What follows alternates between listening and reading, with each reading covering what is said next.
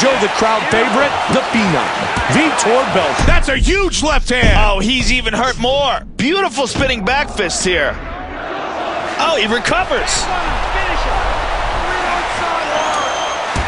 And the crowd again chanting for the Phenom, Vitor Belfort. He's hurt badly. He's down. Oh, big connection with the left, Joe. Ground and pound 1. It is all over. That is some nasty ground and pound right there, Mike. Anderson, the Spider Silva.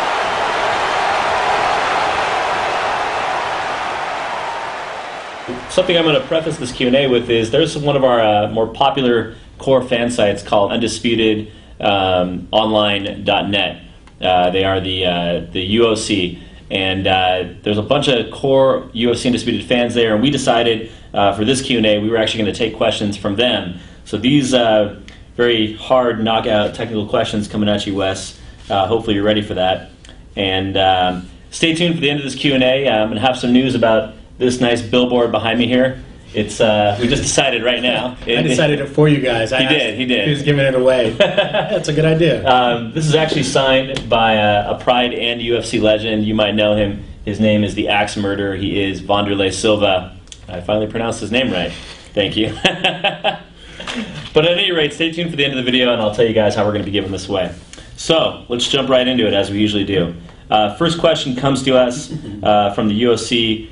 Can you stand up out of rubber guard like you could in UFC 2010? No, you cannot. Actually, we agree with you as well. Since that is a dominant position, you shouldn't have the ability to just stand right up out of it. So we did make that change. We also felt that it was too easy to get out of certain positions, escape to standing positions. So we took a long look at the position table and made some changes to where you can escape back to standing and where you can stand up from. Obviously, the rubber guard standing up is one example. Another example, you can no longer kick off from the bottom from half guard to a standing position. You cannot no longer do a major transition from side control to stand up either. So you're going to have to work your way back to guard from the bottom to kick the opponent off, or use a technique transition, which is going to be harder to pull off, but you can do sweeps, and that'll allow you to stand back up. But no longer will you be able to do major transitions to stand up, except for the open guard. Sounds like a good strategic design decision, right? Yeah, it's a lot more balanced. We felt that you would get into situations as the top fighter, you work to get to this position, you pass from open to half to side, and it took you 3 steps to get there. However, the bottom fighter can just do a major transition to escape back to standing, and we didn't like that. So the bottom fighter has to work back to recover guard, get his feet on the hips, kick you off. So, cool. Except for those technique transitions, which are going to be, like I said, are going to be harder to pull off. All right. Next question. As a person continuously spams reversal attempts, what is the max amount of stamina can they lose from it, and how significant will the stamina loss be for each flick? Actually, this is something that is new for this. Like we've explained, we wanted to try and discourage reversal spamming. So the way that the system works, it actually doesn't take away from your overall stamina. It takes away your energy. So you can continue to, if you continue to spam it, it's going to deplete your energy all the way up until the point where you become gassed even. So once you become gassed, then it stops ticking away from your stamina. It does affect both energy and stamina, but primarily it takes away your energy and takes a small away from your stamina. But like I said, if you're spamming, it's going to be a huge disadvantage to you because you can enter the gas state. With that low energy, you're more susceptible to transitions being performed on you, more susceptible to submissions. So spamming is not going to be a viable option this year. Awesome. Well, I'm glad we took a lot of the spamming out, obviously. Next question comes to us from Cassidy. How long does a submission battle last? Is it till there is no stamina from the attacker or an actual time limit? That's a good question, actually. I read this one and had to put some thought into this response because it's a little technical. Basically, it depends on several factors. The submission game can be as long as, I don't want to give an actual number because I may be wrong here, but it varies. It depends on the position you're in. It depends on your stats. It depends on your current energy and stamina levels. It depends on the actual game itself. Basically, when you start a submission, the size of your bar as the attacker, it takes into effect those things that I just mentioned, your stats, your position, and your current energy. As the game goes on, that bar as the attacker is going to shrink. When that bar shrinks, that's when the submission game is going to be over. It could also be over by the opponent effectively staying away from you. So even if you're, as the attacker, your bar is still shrinking, it hasn't shrinked all the way, if the opponent is staying away from you on the HUD, the submission HUD, essentially they're filling up buckets. You're both trying to fill up buckets. As the attacker, you're trying to fill up a bucket and get the submission. As the defender, you're filling up a bucket trying to escape. It's essentially the system we had last year, but we made some modifications and brought the underlying systems in the form of the HUD to explain what's going on. So as the defender, if I'm filling up my bucket and I fill it up more than the attacker, I can escape even before your bar completely shrinks. So it varies. It's going to be something that you're going to have to pick up and play and feel. But it does vary depending on several factors. Yeah, and I know, I mean, the submission system now that people have seen our full-length ground game video, people are getting kind of very heated about it. There is, one side that seems to love it, one side that seems to hate it, and then a lot of people in the middle. So, like you said, I mean, I really think that once people get the game in their hands and they start playing it, that they're really going to come to like it. Yeah, I think so too. That's been the overall consensus from people that have seen it and formed opinions, and then actually have gotten their hands on it and played it. Their opinions have changed. It's because you're getting more feedback. You're understanding why you're winning and losing at all times. It's less. It's more technical than just spinning the right stick, just trying to spin it as fast as you can. There is actual strategy used to. That you can employ when you're navigating around the HUD. There's a lot of tricks that we do internally to catch people, and I think you guys will kind of see those as well too once you get your hands on it. Cool. So leading into the next question and staying on the submission system, when a submission attempt is blocked, is there a specific animation of it attempted and stopped like a transition? Also, how many times can you block a submission? Is it tied to the transition count? Actually, the submission, you can block a submission indefinitely as long as you're holding the grapple block, but that does leave you susceptible to being striked, and you do receive more damage while you're grapple blocking.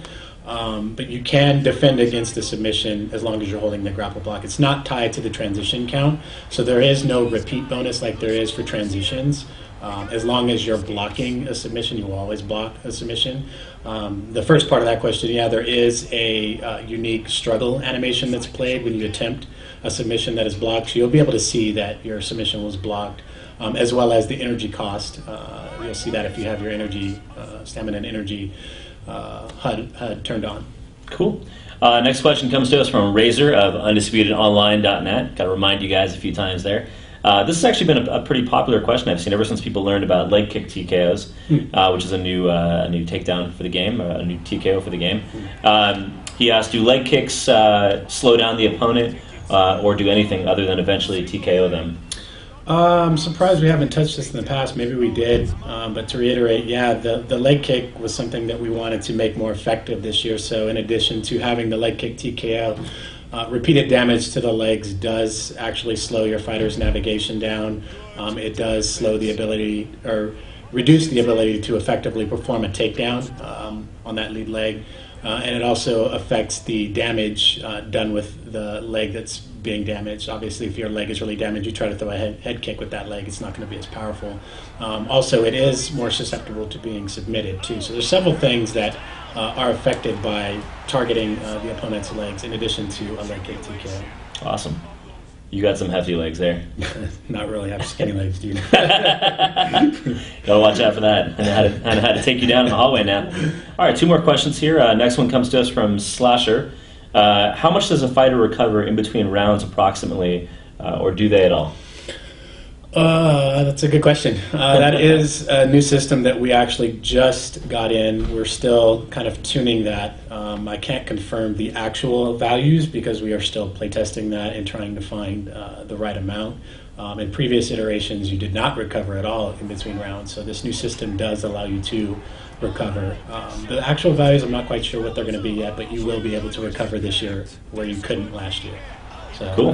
That's the best. That's good to hear. I mean, yeah, that's the best answer I can give. And yeah, we've seen it does impact and make the fights go longer. I know that was one of the issues that I didn't like from previous iterations is having that threshold where you're just about to get knocked out going into the second round, doing one punch, and then you're knocked out.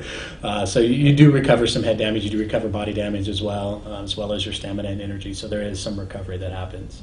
Well, I think for all the guys that were asking for head damage to be regenerated to some extent, this is actually this is a nice counter system to that we are getting in the game this year. Yeah, I actually wanted, since you brought that up, I know this wasn't something we were going to cover, but I do want to mention something about that. I know you guys have asked about that. We have seen it.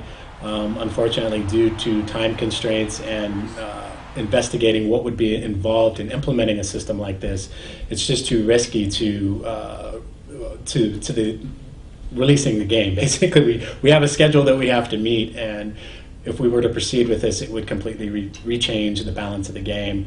It's something that I definitely agree with. Our previous designer that was here, I don't know if this was brought to his attention at the time or if it was something that he was considering as well.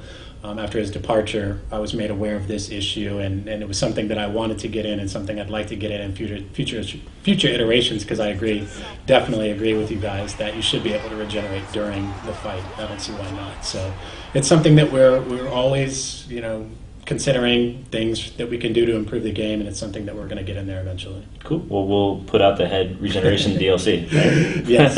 Yeah. All right. Final question. How will the complex standing feints work? In terms of the control inputs, in terms of... How will the complex standing feints work? Well, in terms of the control inputs, it's basically going to be your right bumper and right trigger. You hold those together, and that's going to allow you to... Any strike that you perform will then be a feint thereafter. You can do that from standing. You can do that from ground. Found it's very useful on the ground too as well. We still have the system where you can strike cancel, so pressing a button to throw a strike and then immediately pressing a block will strike or cancel your strike. However, with the feint system, this will allow you to transition from the feint into another strike or into a takedown as well.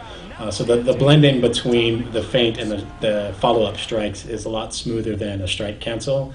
Strike cancels, you can't really transition from the cancel into another strike. So I think, again, I know I say it a lot, but once you guys pick it up and play, you'll see and be able to experiment with the different feints and techniques that you can use. There's things that I do feints to takedown attempts, feint a takedown attempt to a strike, fake a low kick to a high kick, obviously, things like that. And then on the ground as well, feinting strikes and then doing transitions. There's a lot of areas that can be explored with this new system, and it's going to open up a lot of possibilities. And you might feint, as this is, I think, our 9th Q&A. So you're still standing, man. You're still standing here, on the road to finishing the game. Happen. Yeah. Well, that's all the questions we got for today. I want to thank everybody from UndisputedOnline.net for submitting your questions. I hope you appreciate the answers that Wes gave. And you might be sitting there wondering about this nice autographed Wanderlei Silva billboard. So what I'd like you guys to do, what we're going to do here is leave a comment under our YouTube video here with your favorite Wanderlei Silva moment. Links to a video of his on YouTube will be bonus points. And I will, with the team, maybe here with Wes, we will, in our own opinion, select the one that we like the best. And we will award you this awesome piece of cardboard with our logo signed by Wanderlei Silva, shipped to us from Germany, from Gamescom. This is a memorabilia from our UFC Undisputed 3 set from Gamescom, from the booth. Yeah, you guys can see I'm trying to play it up. It's actually, it's cool. It's cool.